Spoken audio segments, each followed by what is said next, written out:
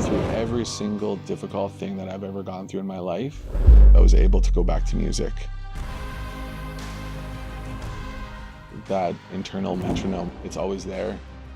And when I pick up the bass, everything in the world goes away. As Métis people, we have celebrations and they always include music and they always include food. Growing up, my Métis identity was really connected to my home. Which is beautiful because that Métis identity has now moved on to my son. I'm able to show him from an early age all the things that I learned later in life.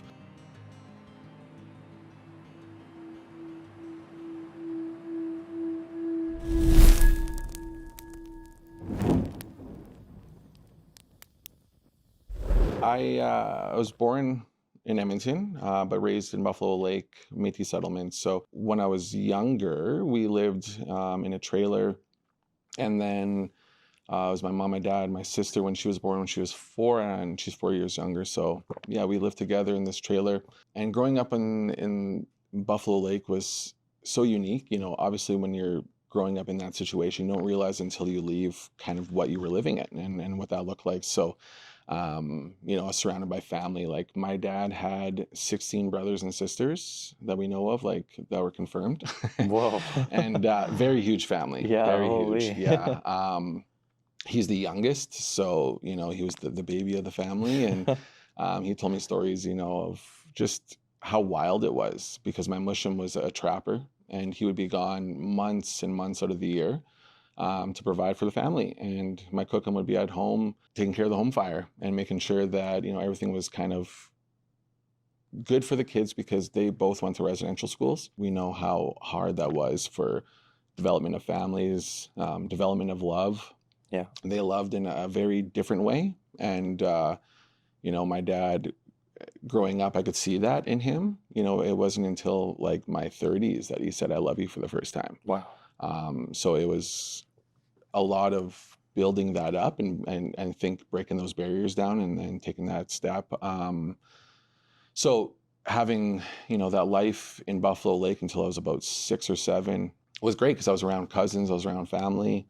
We did lots together, lots. And then when the work ran out, which is very common in, you know, rural Indigenous communities and rural communities in general. We had to pack up the bags and move to Edmonton, and my dad found a job, and he was a truck driver for a lot of years. I mean, as well as a musician his whole life, but we went to Edmonton, and I started growing up there, and seeing the difference now when I look back, it's just like, it's wild, you know, because I was surrounded by culture, friends, family, and then moving to the city, like the isolation. And you don't realize that until I got a little bit older, because, like, you know, kids, we don't really understand cultures and stuff in an early age. It wasn't until later when like racism started, and like I'm pretty white presenting, if you want to say that, and it wasn't until people saw my dad, who was, you know, really dark, and he. Then like the things started happening in their heads, and they're like, you know, is like, who are you and what are you? And then the racism kicked in about grade 6, and then it was that's when I kind of realized like this is a different world, and then the isolation kicked in, and then it was a lot of bouncing around schools. You know, my dad and mom, we had to move quite a bit when I was younger. I think I went to 5 or 6 schools in just elementary alone, just following work, you know, following whatever it was. So building friendships, you know, at a young age. A lot of kids, it's funny because I hear a lot of, you know, my friends are like, oh, we've been friends since we were like, you know, in kindergarten. Yeah. And it's like, I don't even know what that is because like I bounced around so much. You know, one year maybe I was in 2 schools for 1 grade. So I kind of isolated a little bit in myself and kind of just figured out how I could survive just getting through school and, you know, not building relationships like I tried. And then as soon as like those relationships would end because we'd have to move, then I was like, I kind of realized early that like maybe I should not build those relationships as strong. And so then I kind of pulled back from that, which, you know, thinking back to it now at such an early age is such a critical and important piece of childhood, is like friends and playing And and the social aspect of it, Mhm. right? Yeah. yeah. So Yeah. when I finally settled down, I think we're in grade 4, we moved outside of Shore Park, and then we settled. And then that's when I was really starting to develop friendships and relationships, and that shell and that barrier kind of came down a bit. And as soon as I brought it down, it was about grade 6, and that's when racism and those things started happening. So my walls came back up, and I just had to kind of develop my own coping mechanisms and protections around, different things. So, and those kind of, those developmental years, that stuck with me for my whole life. Moving out of the grade school years, how was that transition for you? When I look back at it now, I can totally see, like, Yeah. it bled into relationships, it bled into friendships, it Mhm. bled into my home life, it bled into my work life. I know recently being diagnosed with ADHD, that also had a huge impact on kind of that now when I look back, because like I couldn't find something that satisfied me at that time, and I didn't realize what it was. So I had this first job, and it was like great, and I learned a lot of skills, but then from there I bounced from job to job to job to job. As a young kid, I would get so bored, or like it wasn't satisfying something in me, and I'm like, I don't know what it is. And then when I transitioned into adulthood, that's when I really kind of settled down, and I found careers that really, hit that spot. Like I was in a first response, for example, and I had that adrenaline and those little things, like, and like the change of scenery every single day. I was a consultation officer with Buffalo Lake, so we would go into the land and do consultation work. So it's always changing and evolving, and that was my days. I realized that sitting, doing one thing every single day, the tedious work, was not for me. So transitioning into adulthood, I think a lot of that moving around as a kid as well, I think that kind of settled in, and I was moving from job to job, and I think I just didn't have an anchor Yeah. to hold on to me. Until you found that job that was moving to different locations and stuff like that, and constantly changing alongside you, right? Exactly. You said a consultation officer? What was that like? Yeah, so in 2006, the Consultation Act opened up for First Nations. And then it wasn't until about, I'm gonna get this wrong, but it was about 2020, I don't know, 2012-ish, when the Métis Settlements Act came out for consultation. And what that was protecting our lands and being able to take elder stories and research elders in our community, take their stories, map them out on a map, like so-and-so would maybe fish here, and then there was like a berry picking, there was spiritual sites here. And then as soon as proponents like gas, oil, any of those folks wanting to come in and do any work in that area, we would get triggered by the work that we had done. So they would have to come to us with a consultation plan. So we would work closely with them on, developing a proper site where they could go through, missing these important areas. They would bring us onto the land, and we would be able to go out there and kind of like see exactly where these were. We'd work on their reclamation as well, to make sure that when they leave, the land is back to where it was. Because unfortunately in Alberta, as much as we don't want it in a lot of areas, it's going to happen. So I think the best attack for a lot of folks is making sure that we have the reclamation where it is. And there's enough of that connection with our First Nations going into these. Exactly. Right? What are some highlights of that type of work for you? We had an elder, and we did a great interview with him. He's just like one of the best guys I've ever met, and so knowledgeable. I don't know how someone can have that much knowledge in their head and be able to pull up a story and like bring it in like full detail. And we're sitting with him and like just laughing. We had Bannock and tea at his house, and we had the cameras rolling, and we're just writing notes, and we had the map out, and he's just like circling all these places, and like the accuracy was insane, because he would put an X here. He's like, I had a cabin right here, and my trap line went like this, and I had another cabin right here. And then we got some money from the organization to go and like put feet on the ground. So they rented a helicopter for us to take these elders to go to these spots.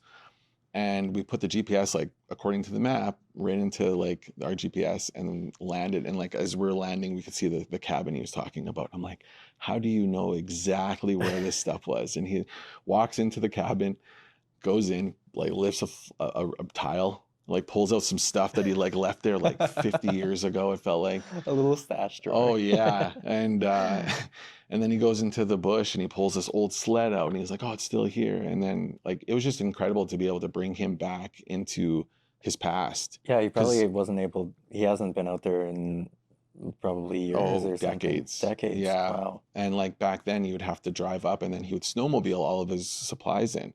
Then he'd be there for 6 months by himself in the middle of nowhere. And this was like north of Fort McMurray. So listening to him on the land just talk about those stories and how different life was for people back then. But like his accuracy and his knowledge was incredible. Like he showed us like the wild plants and he gave us like the rundown on like the berries he would pick and the medicines he would use from the bush. Because I mean, when you're out there by yourself, one cut could be, you know, detrimental. Yeah. So it was incredible just to be able to sit with him and learn that knowledge. Wow. That's the power of oral history. Eh? That's the amount that you can recall from just living that experience. Yeah, it was one that'll stick with me. Just like seeing his face when he like came full circle it was so beautiful. Oh, I can imagine. You mentioned in your earlier years, music was very present in your family, and that's led on with your professional career. Has your music evolved in the same sort of pattern? Yeah, it started before I was born. You know, my dad was in a band. He played music his entire life. He told me a story when he was like 8 years old. His uncles were a lot older than him, and they had a band. It was called the Country Four, and he was maybe about 10 or 11, and they brought him a guitar, and he started playing it, and then just like had an old 8-track, and it had like a little 1/4-inch plug in there, and he didn't have, it was just like an electric guitar, and he tuned it up, figured it out, and it was like the old 2-track, 8-track, like the, what are they called? Little records, and there's like 2 songs on it. So he played that. It was a Merle Haggard album, and he just played it back, practice, find the notes, and he just like self-taught himself how to play guitar. And then they like brought him on the road, and he started playing in the band when he was like 14, and they would go from community to community, do different events. And then he's been playing ever since. I mean, he's still playing to this day.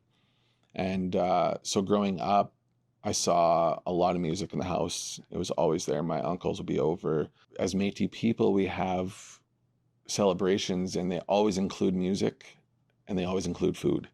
So we would always have guests over. We would have, you know, platters of food out, and the fiddle, guitar, all the instruments would be there, and you just hear music until 3, 4 in the morning sometimes, because people are just having so much fun and dancing in the kitchen and just like enjoying, you know, the time together. So I was around that a lot, and it was funny because I never really like was drawn into it too early.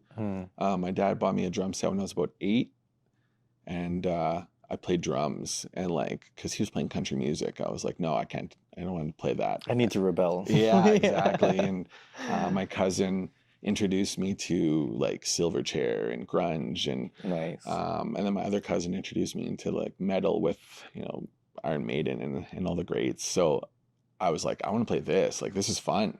Like, you know, Merle Haggard's cool, but this is like fun, and this is like, you know, that inner anger can come out. And so I started playing as a drummer too, right? You need something that's more than just boops. Yeah. Yeah. And I think just the fact that I could make music so loud with drums, and I think that was like something that hit me inside, and I was like, I can be loud, and I can take out anger. I can just go downstairs when I'm not feeling right, and I can just bang on these things. And yeah, so I played drums for my teenage years, and then when I was 17, my dad, you know, was watching me jump from job to job and doing all these different things. And he's like, why don't you come play music with me and like make some money? And, you know, because you know very well that most bands back in the early years, in your teenage years, you're not making money. You're selling T-shirts, maybe, if you can get those. If you can get enough money to make the T-shirts. Yeah, it's usually going to fast food and whatever else. So yeah, so I was like, I'll make money. Yeah. And like, so he gave me a guitar, and I was my first introduction to guitar, and he was a lead player. So I had about a month to learn how to play, and then I went and played my first show when I was 17. And in those days, when you're 18, you're not allowed in the bar, or when you're 17, you're not allowed in the bar. Only when you're playing, you're allowed to go in. So in between sets, I had to go up to the hotel room and wait, and then come back down. And it was so funny. Like, I'll never forget the story, because when I was getting ready, it was like my first country show. And my dad's like, oh, like I got a nice dress shirt. I had like a belt buckle. I had like these boots. I was like, Dad, do you have cowboy boots? Like, none of them were cowboy boots, but I wanted to have like cowboy boots. And then I asked for a cowboy hat. I don't ever wear hats. I don't know why I did that. But, and I went downstairs and I was so nervous, because behind the drums, like, you can like kind of have that wall and you're hiding a little bit. Yeah, that's why I chose drums in the first place, was so I could be on stage but still hide. Yeah, and like I had like a security blanket. Yeah. Now I'm like standing in front of people, and like my legs were shaking, and I'm like sitting there, and I had my guitar amp like one, because I was too nervous to play a chord properly, and so we played the night. But like I noticed this waitress, she kept walking by and she was like laughing, and I'm like, why does she keep laughing? Like, and she's looking at me, and I'm like, this is weird. Like, what's going on? And she comes over, and at the end of the night, she's just like, go look at yourself. So I go in the mirror. I had my shirt inside out, backwards. I had my zipper undone with my shirt sticking out. I had my cowboy hat backwards.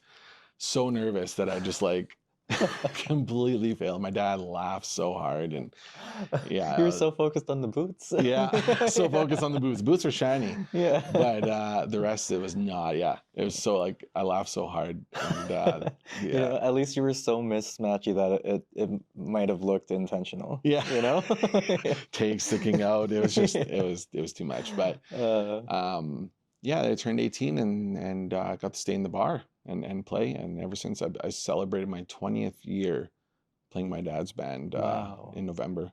Congratulations! Yeah, man. thank That's you. Awesome. And they're still strong, like original members in the band and everything too. Or it's evolved. I think that's a good way to kind of explain why I picked up the bass, because I played guitar, rhythm guitar, for 2 or 3 years in a band, and then at that time, finding a bass player is difficult.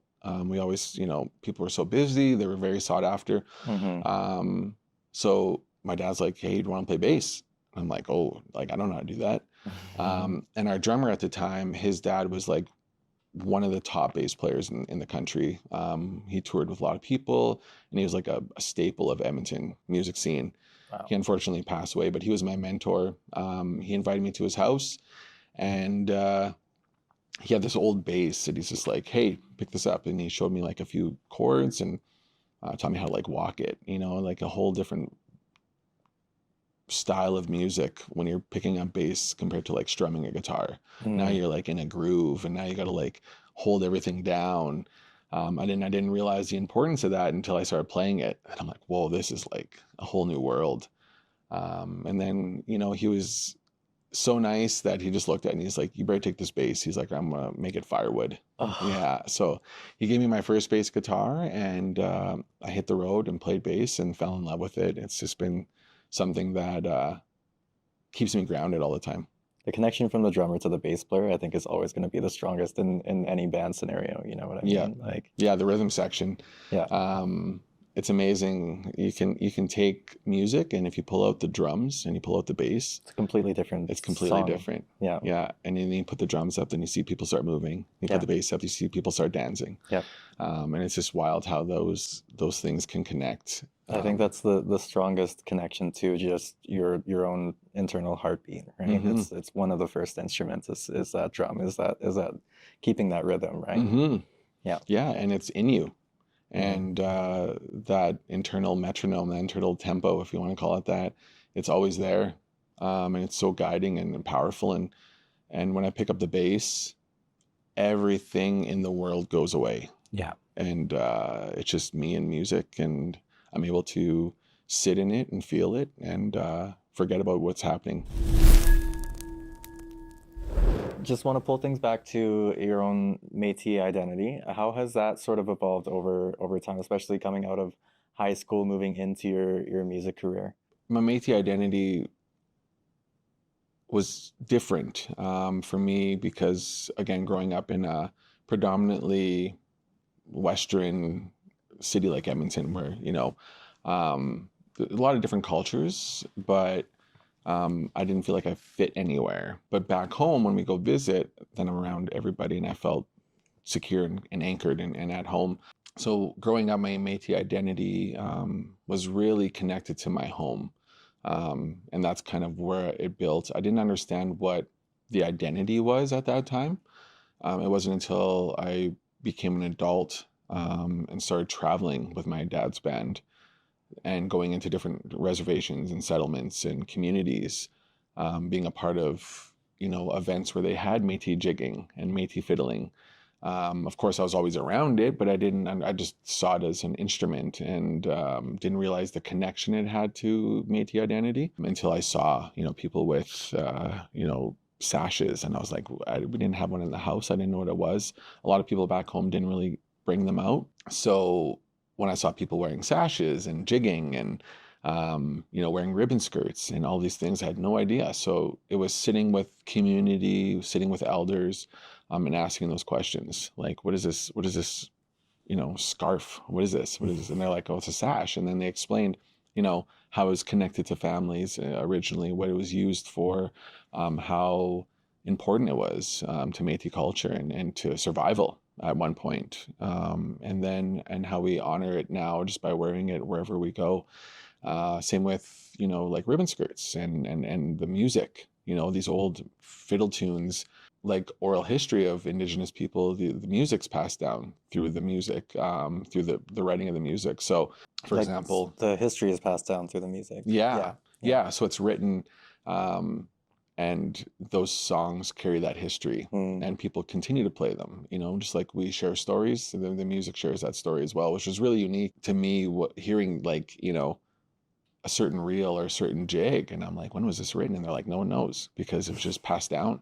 Whenever, Darla and myself, we play songs that were written, for old musicians, like Louis Riel, for example, was written about Louis Riel and his story, but they're all old fiddle tunes that were passed down. So it's very unique. And then that identity kind of grew. I started finding myself, then finding comfort in myself, and then being able to take that with me in my life, and being able to see elders, which was really beautiful because I never had that opportunity kind of growing up moving so much, but seeing elders in the community with the kids and sharing their knowledge with them, and they're sitting around with the elders, absorbing those stories and that knowledge, and seeing how those communities were really tight.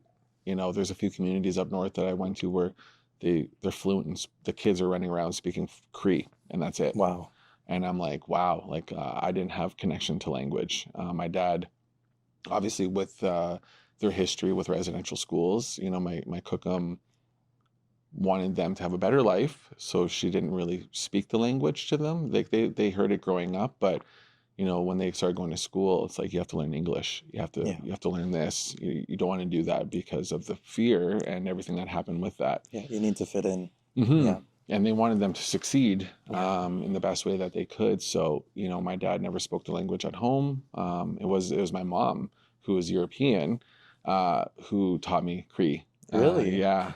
She learned it from people in the community. And so she was speaking Cree to me. Same with culture, smudging. I had no idea what that was. I had no idea what medicines were, tobacco, how important it was to the culture. It wasn't until, again, I was on the road and meeting other people and learning those stories. And then I went back to my dad and I was like, hey, what does this mean? And I could see that fear in his eyes, not wanting to say what it was because of the fear that he had. So him and I have joined the journey together of just learning culture and being in it. And again, building that bond that he never got that chance to with his dad as much, which is beautiful because that Métis identity has now moved on to my son. And I'm able to show him from an early age all the things that I learned later in life. I tell him I love him every single day, that word's probably said more than anything in the house. It's just like a period now at the end of a sentence. It's so special because I can watch him grow and teach him the culture and bring him to events and let him, see what I didn't get to see until later in life. And it was really nice because my dad, his mushum, was able to build a really close bond with him since he was a baby now. And so he's had his mushum in his life, and he's been able to watch him play music and do all these things and really learn. There's a lot of important things from him. It's nice because he asks questions. He's curious. And he's curious. Yeah. And I know you had Corky on the show before, and she's a beautiful storyteller and has incredible books. So one of her books, The Sharing Circle, Mm-hmm. I got it for him when he was a baby. Actually, I'm pretty sure Corky gifted it to me. And I read it to him every single day. And he would make the noises with the owl. And and then in the back, there's like Cree words. So we would go over those every single day. And then, so he's been really involved in learning culture. And it's really nice because in his school in Edmonton, when that question comes up about Indigenous people or culture, he's able to put his hand up without fear. And he's able to speak on it, which is really nice. Proudly. Mm-hmm. Yeah. Is there any sort of advice that you would want to give to someone who's trying to reconnect or is kind of scared to push past those stereotypes to reach out for any sort of history or knowledge? Find the respected people in community where you hear their name often. There's a lot of people out there with not the right intentions, and they're often in a lot of places, and they may have different teachings, or they're not quite healthy enough to be doing the work that they're doing. And I think in my experience, I've seen a lot of people that are unhealthy trying to lead and do that work, and then they pass that along to the people that work with them or that are learning from them. Mm-hmm. So they kind of keep that cycle going. For me, I think the best advice would be working with local elders that you can connect with and learn from and feel comfortable with.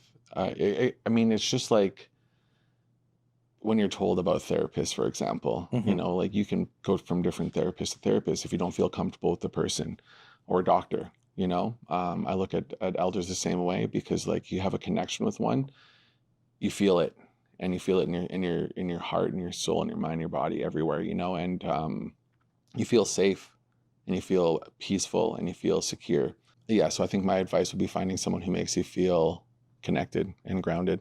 There's a lot of altered versions of traditions being floated around, and a lot of people depicting themselves as elders, which is sort of my first red flag from what was passed down to me. And what feels good to me is that you don't like depict yourself as that. The community depicts you as that based on your actions, right? So I've seen people like put their title as elder. Oh yeah. And I know someone back home called it was popcorn elder was the word. Popcorn elder. Yeah, because they're just popping up everywhere. Yeah. We would hire elders to do consultation work. We would hire them for ceremony for families of MMIWG, and you would see a lot of people that would put quotes in, and you're like, I don't know, I don't think that's that's kind of it's unfortunate. I see people trying to get gain, like that personal gain and monetary gain out of it, but that's why I say you got to find that right person who's not in it, who's not boasting about being an elder or putting their name out there as like a one-stop shop for everything. I think every elder will give you a different piece of advice and help you grow in a different way. Everyone that I've ever sat with has taught me something new about myself in a different way. And it's interesting because it all connects eventually, and it kind of goes full circle when you find that missing piece of that little puzzle. Mm-hmm. You stated that you're a bassist, rhythm guitar, drummer. Do you still drum? Mm-hmm. No. No. Are there any other instruments that we're missing out on here? Do you sing? A little bit, yeah. Some karaoke singing? In the a car? little bit, yeah. Yeah, same here. Yeah, I was definitely a karaoke guy. Not so much though. I like to play as whatever I can and learn. I have a banjo at home that I'm just going to sit down and start learning. I want to learn keyboard, like piano. But I find, like I said, bass and drums were kind of what started me off, and guitar. So I've really stuck to that. But bass is like my home, and that's kind of where I was at. That's your core. Hmm. I want to touch on the work that you do with Darla, going out to these different communities and helping teach Métis history along with your music playing. That's where we first met, was out in Rocky Mountain House when you guys were performing for the different schools. I've seen you perform at the Okimaw Awards. We've had you back numerous times for other events that Soquin Friendship Center has done too. So you guys have traveled all over for these different sort of workshops. Yeah, we get so we do a lot of work with school boards and Yeah. schools. So that for us it's so powerful because like you were talking about checkbox and boxing in earlier. I found growing up, Indigenous people were always like a checkbox for certain things, Yeah. like someone will have an event and then they're like, okay, we need a land acknowledgement. We need this. And it's like, we need Indigenous representation. So we'll bring in someone to come. A token Indigenous person, and then a token land acknowledgement Mhm. without the reason why we do those land acknowledgements. Yeah. And like they're using, AI to develop it or whatever it is. And, so when we go to schools, it's so nice because we actually are able to bring the kids in Hmm. and teach and explain the history from, our personal histories and our personal knowledge. It's not somebody trying to speak for us, which is really nice. And then we get to play music, and like music engages everybody. When you have 6-year-olds to, teenagers, even though those teenagers sometimes are like, yeah, whatever, we're not gonna, you see them tapping their foot, and then you see them getting involved. But that history and when you intertwine it with the music and the way that we teach, Darla's so good at teaching and connecting with kids. So that's kind of like one of our favorite things to do is just go sit in a school. We can do like 10 to 12 shows a day sometimes. Wow. Just like 30-minute blocks or whatever it is. And we just sit there and explain who we are, where we came from, and what we do.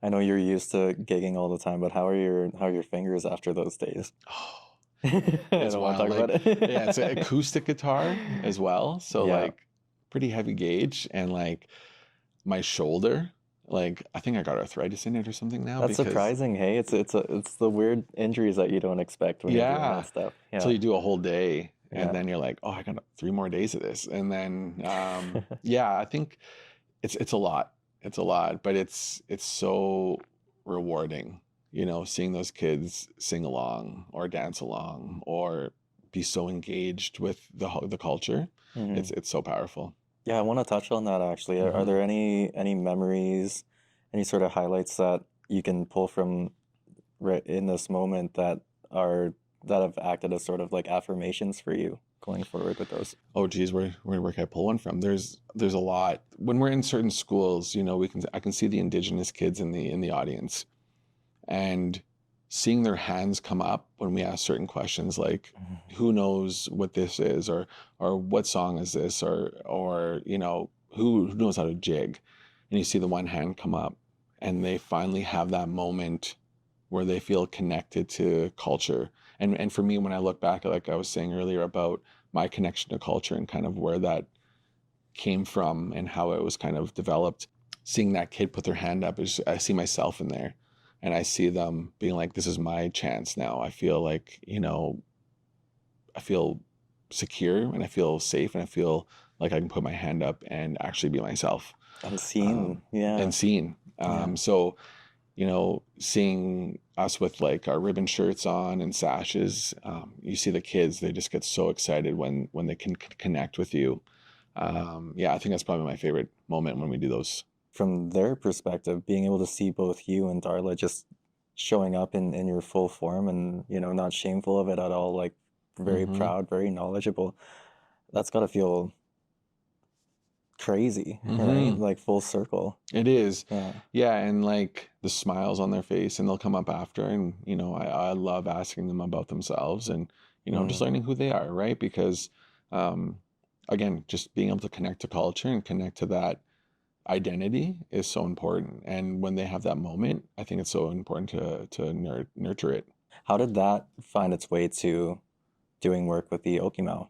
I think when I first started music, it was to play music, and that was kind of like my selfish reason for it. As I grew older, And I know we talked off camera a little bit about our experiences on the road. I was able to see a lot of things happen to artists, from venues, from managers, from booking agents.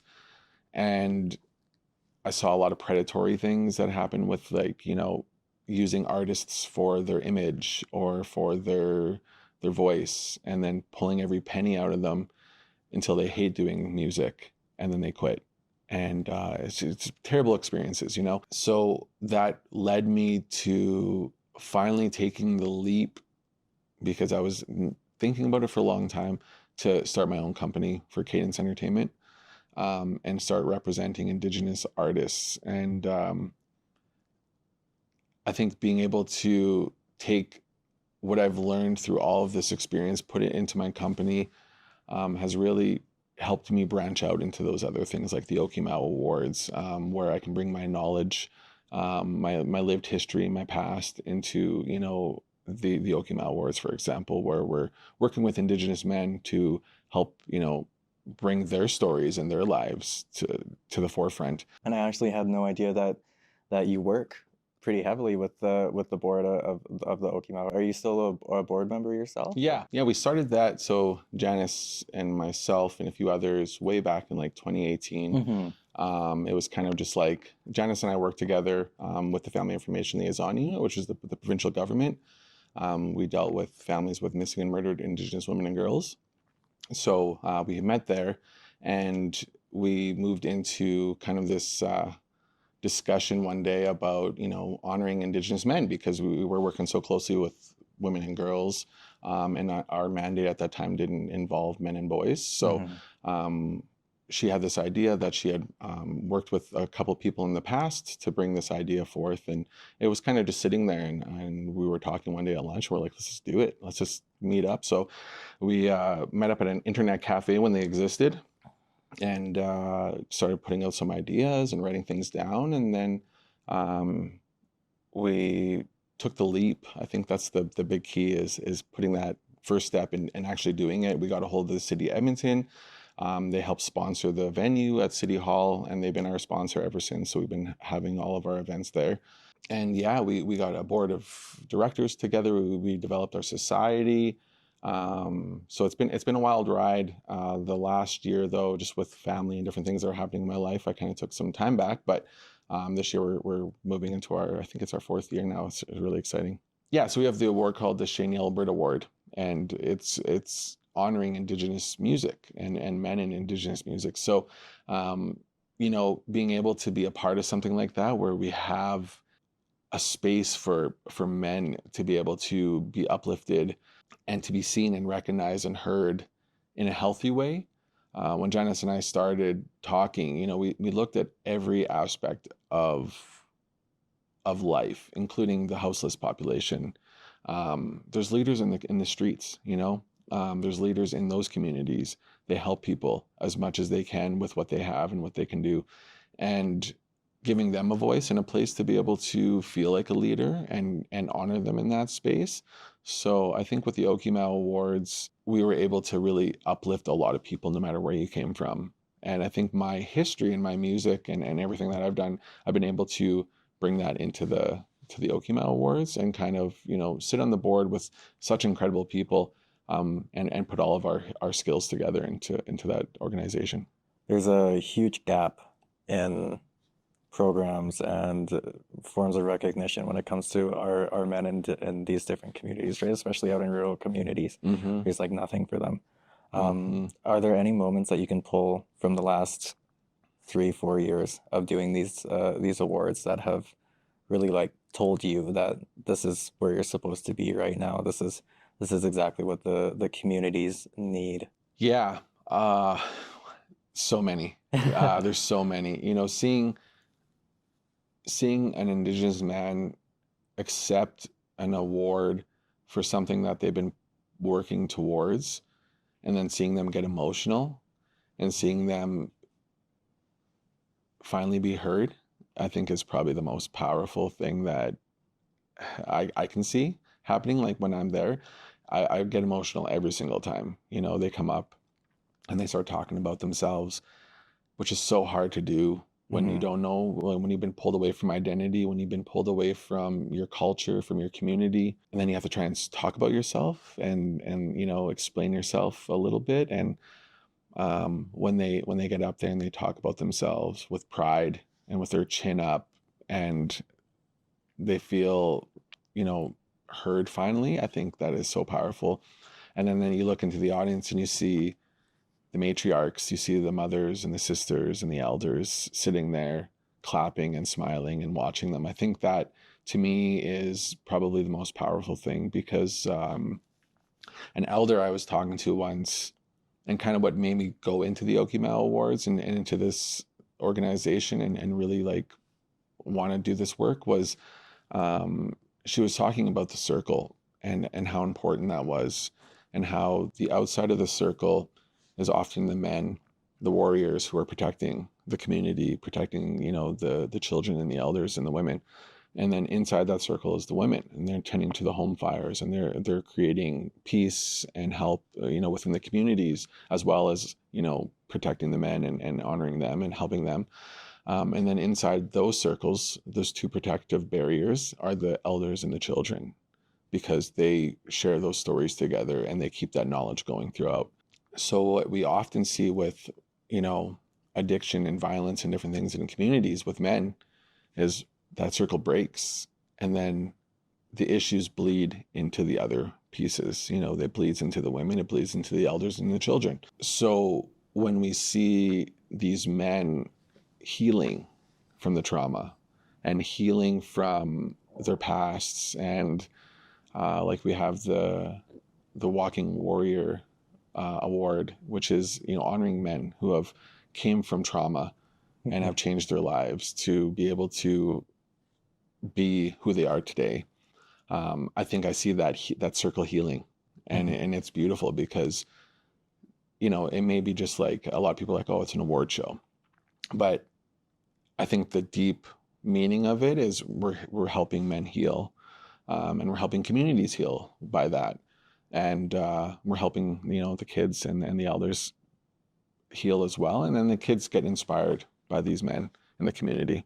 That was the first thing I noticed walking into that hall, experiencing the Okimaw Awards for the first time. It didn't feel like a normal award show. Even the awards are based around either very impactful people or our teachings, right? So the thing that I noticed when the men were going up for these different awards was that they weren't just accepting a plaque or a statue or something and saying, thank you, see you next year, that sort of thing, right?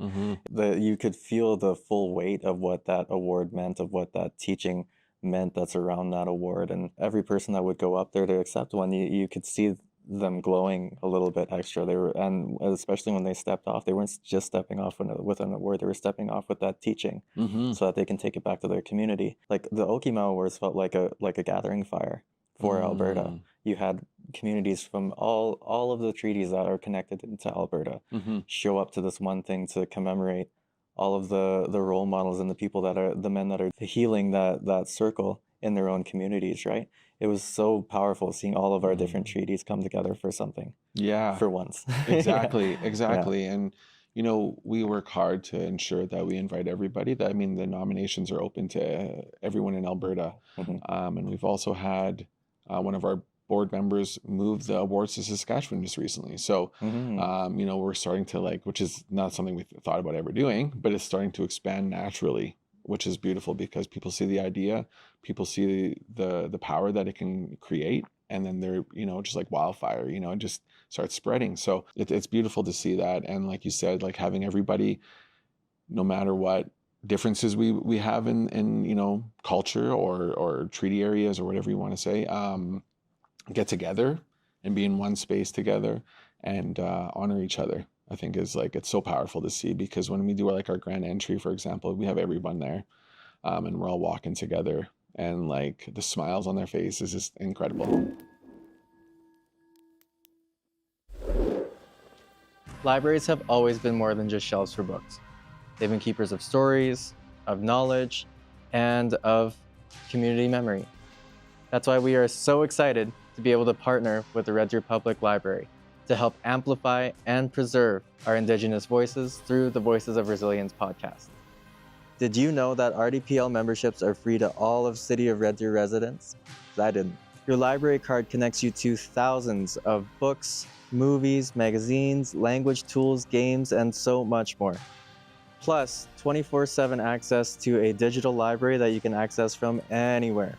Swing by any of RDPL's 4 locations or visit rdpl.org to sign up, tap into all of their programs for all ages, and reconnect yourself with the immense power of storytelling. Culture lives where it's shared, and this is just the beginning. Do you want to touch base on what the message is behind your company? And feel free to give a full shout out here too. Like I was saying, I saw a lot of things happening in the industry that kind of didn't sit right with me, because I find in this industry especially, there's a lot of gatekeeping. And I think that goes with everything, I think it goes with, you can say with culture, with a lot of different things, a lot of gatekeeping, hiding knowledge, hiding insights on things. I watched, just an example, but like, getting a gig in a venue, for example, I watched someone get a gig, and then I asked them, like, who do you contact to, like, figure it out yourself? And I'm like, the needless competition. Very needless. Yeah. Like, I think maybe people think you're going to steal jobs from them or gigs or whatever it is. But what I see, and in the reverse of that, what I think should happen is, like, this is the information. I'll come to your show and support you, because if you help somebody out, then you've made a friend, and then you've made a friend with their friends, and they're going to bring people to come see you play. So, instead of not sharing that information or gatekeeping it, it's like, why can't we just collaborate and work together? Yeah. So that was like the driving force of working with my dad, was like the way that he ran business. I was lucky and fortunate enough to see a very healthy version of that, and being able to work with like a lot of older musicians growing up, who have been through all of this so many times and made the mistakes and, learned the hard way sometimes on how the business is done. I was able to see the outcome of that and what it should look like. So taking all of that knowledge and putting it into one company, to start helping other artists who don't get that opportunity, who might not have a dad who they got to grow up playing music with, or someone in their lives, and they're just sitting in their room right now with a guitar trying to figure out what it does and where it can bring you, and like in that time, there was not the internet that we have today, or AI, or all these different YouTube videos that you can go on and watch. So it was a lot of hard learning, and that's the kind of knowledge that I want to bring to the people that I work with.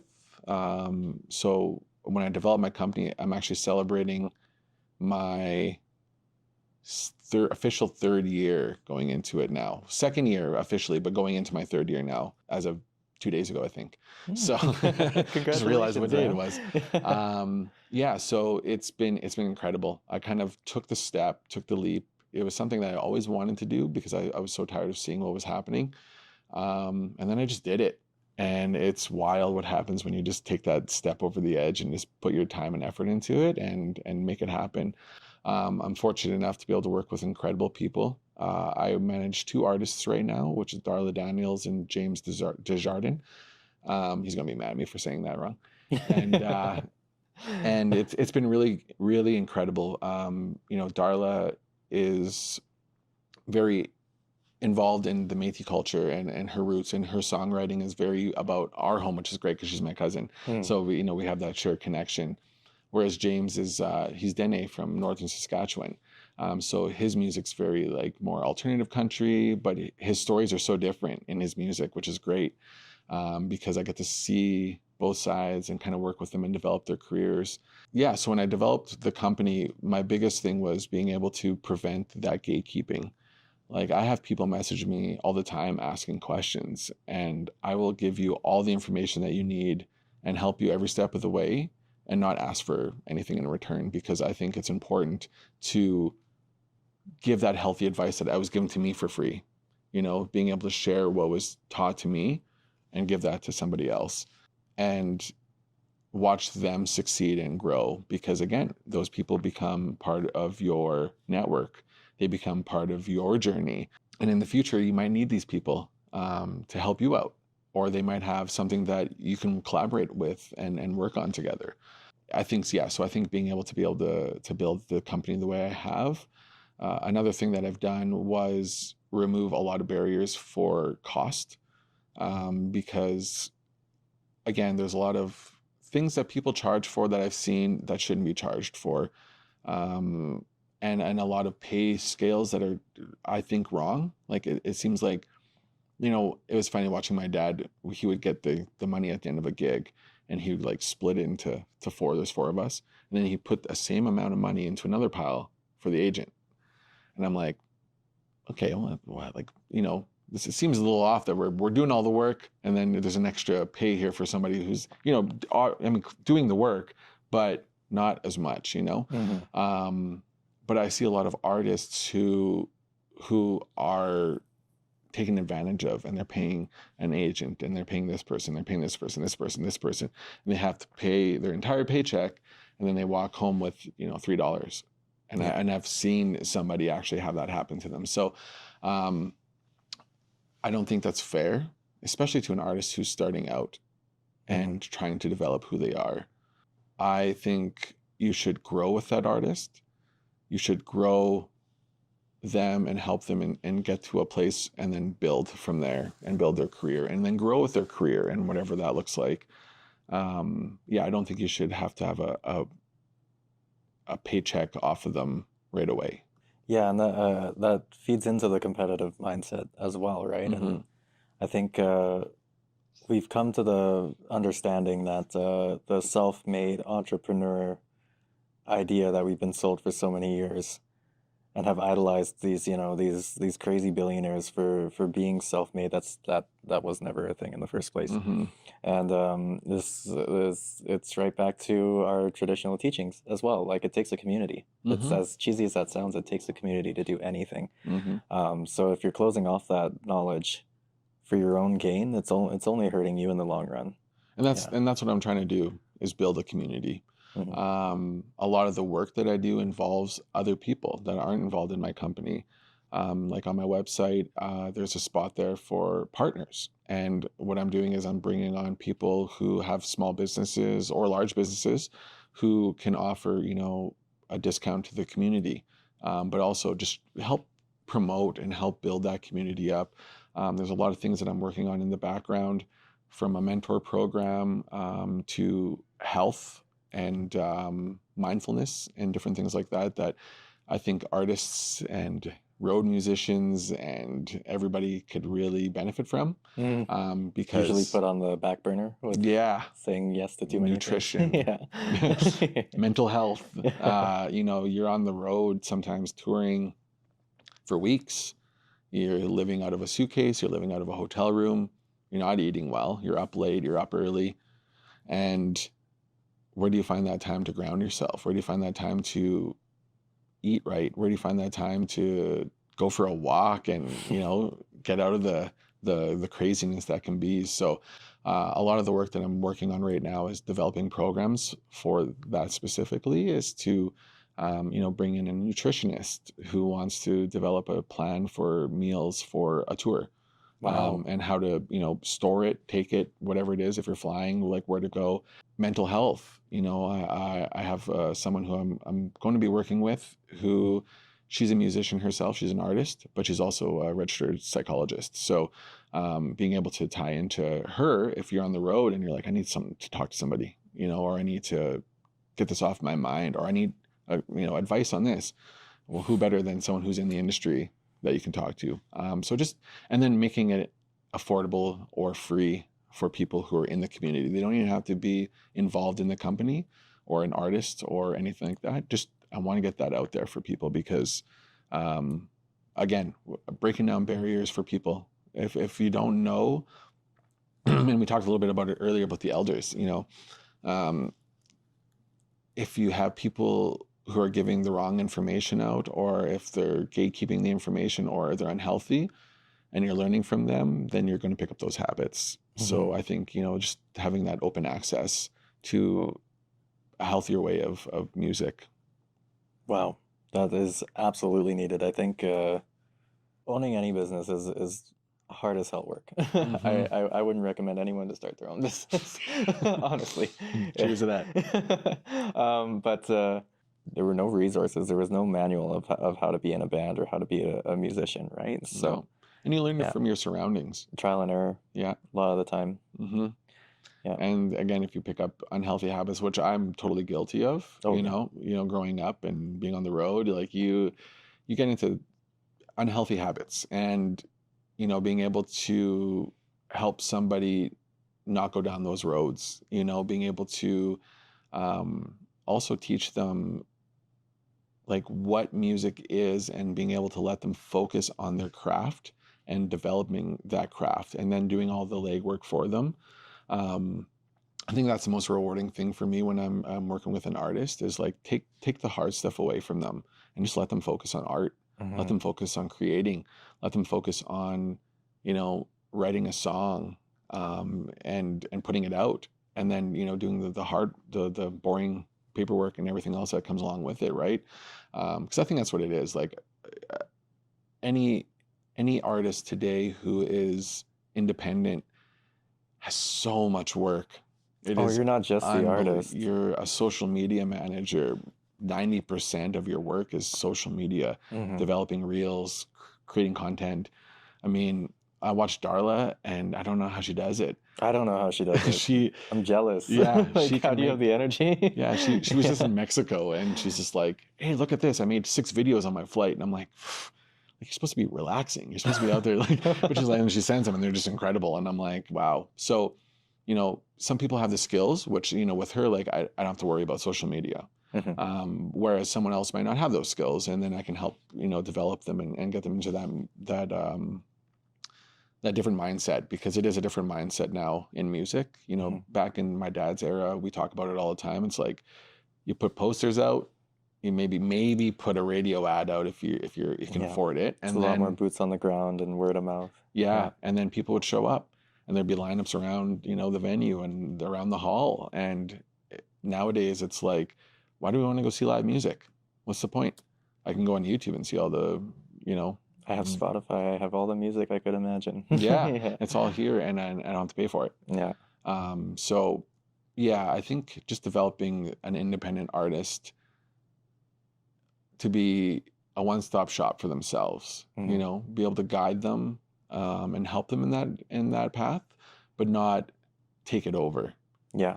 And then give them the tools to be able to succeed, because there's a lot of places out there and companies that, you know, just want the money, and then they just pass you along, and that's it. So yeah, there's a lot of education platforms out there that I've noticed too, that are coaxing people in with helping them be like getting more followers or anything like that, but it's all through like an immediate monetary wall. Yeah. Right. And then you don't really see any sort of, you just kind of have to pay a bunch of money and then kind of trust that they know what they're talking about. Yeah. Know, so. And I've seen artists have that happen, where they go buy followers, and then their accounts get shut down, or somebody thinks that they need to have a lot of followers to get a lot of attention. Rather than organic growth, they go pay for 10,000 followers, and then the algorithm doesn't even look at you anymore. No. So the music you're putting out is going to nobody. And it's impersonal. It is. Yeah. And then you're getting a lot of chaos in your socials from wherever it is coming from. And and then you watch their platforms crumble, which is unfortunate. But like, who doesn't, like, if you don't know that, and if you don't know that's like not the right thing to do, then how are you going to learn, right? And then, like you said, there's videos, tutorials, and paywalls of people being like, hey, I can help you grow your career. I can help you, you know, be the next Beyonce. And but you got to pay me $500 and I'll get you 10,000 followers or whatever it is. Yeah. And yeah. So if anyone's interested in this or has an avenue where they can support you, where can they find you? You said you have a website? Yeah. So you can go to cadenceentertainment.ca. Through there, you can find all the artists that I work with. You can find the partners page, soon to be the Cadence Hive Mind, which is going to be like a platform for community to be able to share gigs, be able to, if you're a freelance artist or a freelance musician, you'll be able to post your available dates. I'm working on an app that's going to be similar to that. I'm also working on, like I said, the Cadence health, if you want to call it, health and wellness kind of section, which will be, again, nutrition tips, tour tips, and then the information of my artists, of course, if you want to book them and hire them. It's funny because when I first started this company, I wanted just to be a company. I didn't think about it being Indigenous or working with Indigenous artists. I just wanted to do this for whoever needed the help. But naturally over time, as fate has it, it just evolved into being Indigenous artists that I worked with. And then now I realized after the work that I've done in the past that I really want to bring it into that Indigenous community and keep it here and help Indigenous artists and eventually other aspects of entertainment, and start working with our community to be able to bring this, because I think about a few family members, or that that little kid on the res who's sitting in their basement trying to make beats on their computer, or trying to write a song with this guitar that they borrowed from their cousin. And how do they get out of the community? Yeah. How do they do what the snotty nosed res kids are doing, or how do they do what Darla Daniels is doing, or they see you doing a podcast, like how do I do that? I think being able to open that door for them is like my biggest motivation, is being able to take them out of that community and show them that they can do it, and they can be successful, and they can be healthy. And they can tell their own stories on their own terms, right? That's wow, that gave me chills. That's honestly, like, it's there's a lot of there's much more Indigenous representation now than there has been ever. That being said, a lot of analytics towards programs and foundations, especially for arts, rural communities, especially reservations, are still being overlooked. There's a huge gap in the art industry when it comes to allowing. I hate that term of allowing Indigenous people to be Indigenous or to have a voice, right? So it's just bringing those resources out to them, and not expecting to put up a paywall or anything like that, right? So and not be, what's a good way to say this, not be kind of like you were talking about, like a token person in the industry. I love it and I hate it at the same time. I do see a lot of organizations doing these Indigenous categories now. It's a double-edged sword. It is, for sure. Because it is offering a place for Indigenous people to be. But like, why? Like, for example, there's one award that it's an Indigenous category, but it's all of the genres together in one category. So you have pop, country, rap, whatever, fighting for one award. Where there's a country award, and there's a rock award, and there's all these mainstream awards, but then there's like a little pool for an Indigenous category that everyone's fighting for. And to me, I don't think that's right, because when I talk with my artists, for example, I'm like, what do you want to be seen as? Do you want to be an Indigenous person who's playing music, or do you want to be, an Indigenous person that's playing mainstream music and moving into that contemporary world where you're seen by everybody? Because I know there's some people that don't want to be Indigenous first, and that's their own journey, and that's their own path, and they just want to be playing music, and they don't want to be considered into this little pocket, Yeah. So it's a conversation that I like to have, just to see, where they can go, because I think, in my opinion, we should be everywhere. We should have those barriers down, and that's my goal, is to get everyone into those pockets where they should be. Wow. Amazing, man. I think that's a good way to segue into the future for you. Like, where do you see Cadence Entertainment in the future? Where do you see your own personal music taking you? Your constantly morphing sense of your Métis status along with that, and where do you see the Okimaw Awards in the future? All these different aspects that you have your hands in with this main message. Legacy. That's a hard thing to think about sometimes, because I can barely think about the next 3 hours sometimes. So, but when I look at it, I know that where I see my company is a place where people are seen, heard, and feel valued, where they can develop their careers into something wherever that is, wherever they want to go. Some people just want to be able to go out and play their music. Some people want to be getting a Grammy, you know. I want to see all of those levels taken care of, and in that, being able to teach them as many things as possible about the industry in the healthiest way. I want to be able to leave this company with whoever wants to take it in the future if it goes that far, and know that like it was something that was beneficial for everybody. And like my music, you know, I'm a freelancer at heart. At first, I have a full-time band as well that I work with Darla. It's a country band, but you know, I just want to be able to play music. I just want to be able to go out, and as long as these fingers work and my body works, which doesn't feel like it some days, but I want to be able to keep doing this as long as I can, you know, because we talked about grounding earlier, and this is what, through every single difficult thing that I've ever gone through in my life, like my mother passed a couple months ago, I lost my brother 2 years ago, my sister last year as well. Through every single one of those moments, I was able to go back to music. Like it was wild because we had my mom's funeral, and it was beautiful because she was also a singer. She sang with Big Miller. He was a big jazz blues singer from Chicago, and he came to Edmonton. And so when she was 16, she sang with him, and it was beautiful because at her funeral, we did just a big jam session.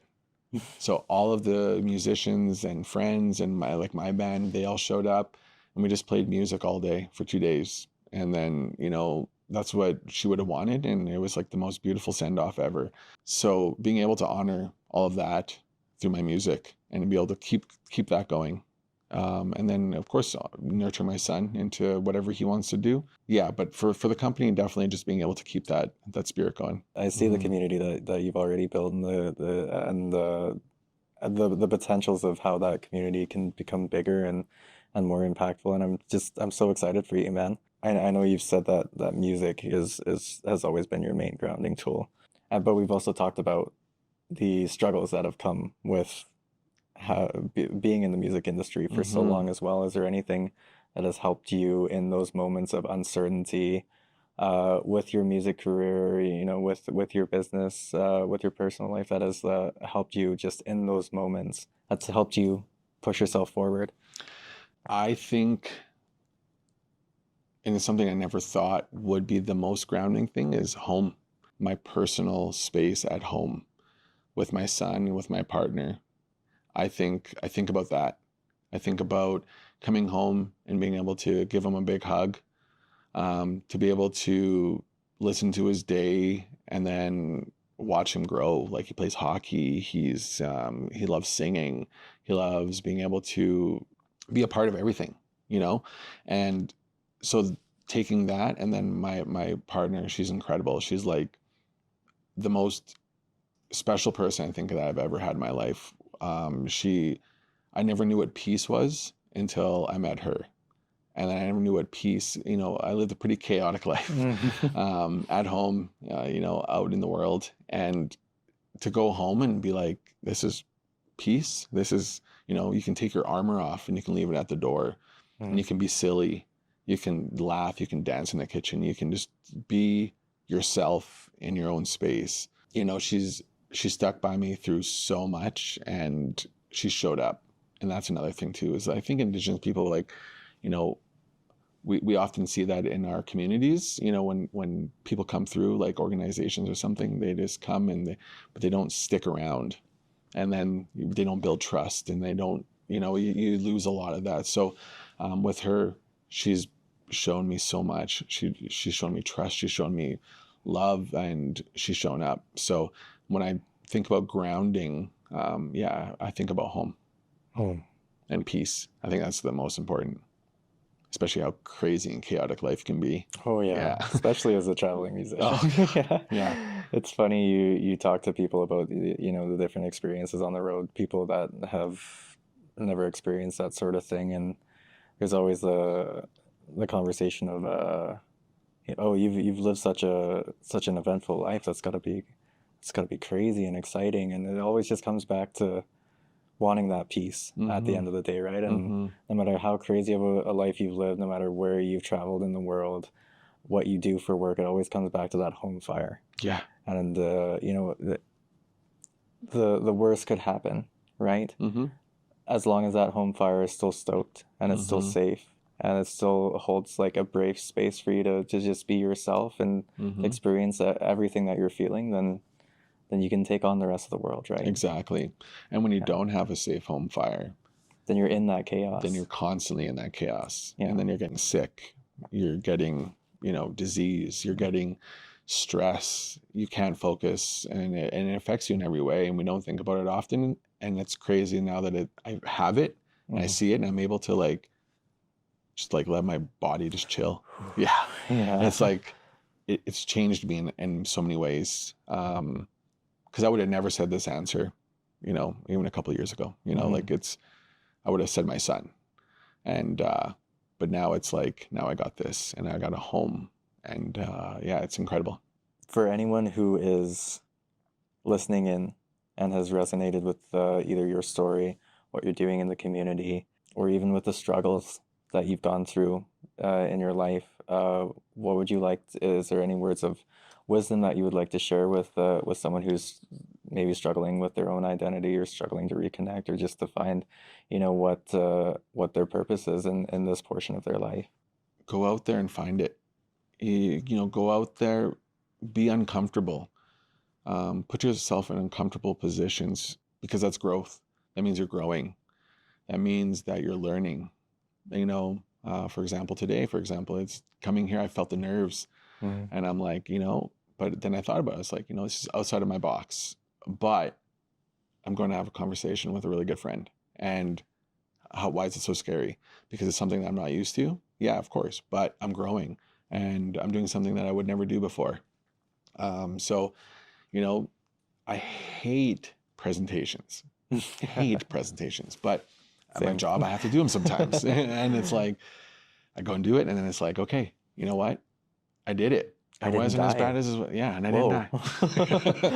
Yeah. So I think get comfortable in the uncomfortable. Go out and take that step. If you're sitting at home right now, writing songs, it costs little to nothing to put that song on Spotify. It costs little to nothing to put a camera up, record yourself singing it, share it with your friends.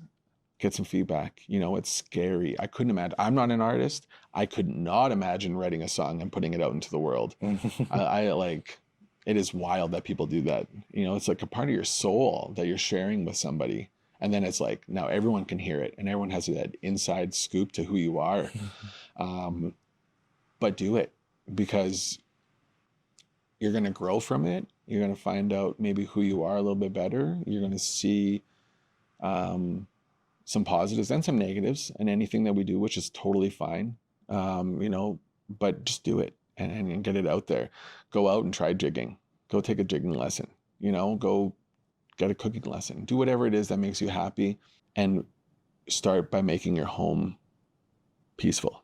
Thank you for that. Yeah, I'm going to be taking some of that in for myself as well. And if anyone wants to support what you're doing, or just to keep on track with where you are in the world, where can they find you?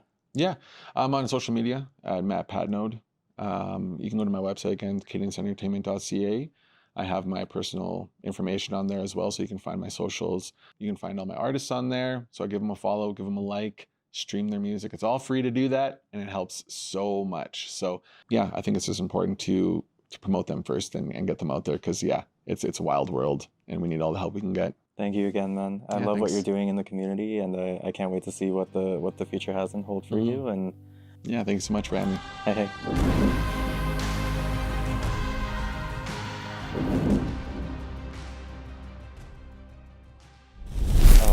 I should have got this correct before we started everything. It's Patenaude, right? Yeah. You Yes. nailed it. Yes. You know how many people do not nail that? I was so nervous. I botch I've heard names all so the time many- on the show. So many things in the past, but you nailed it. Nice.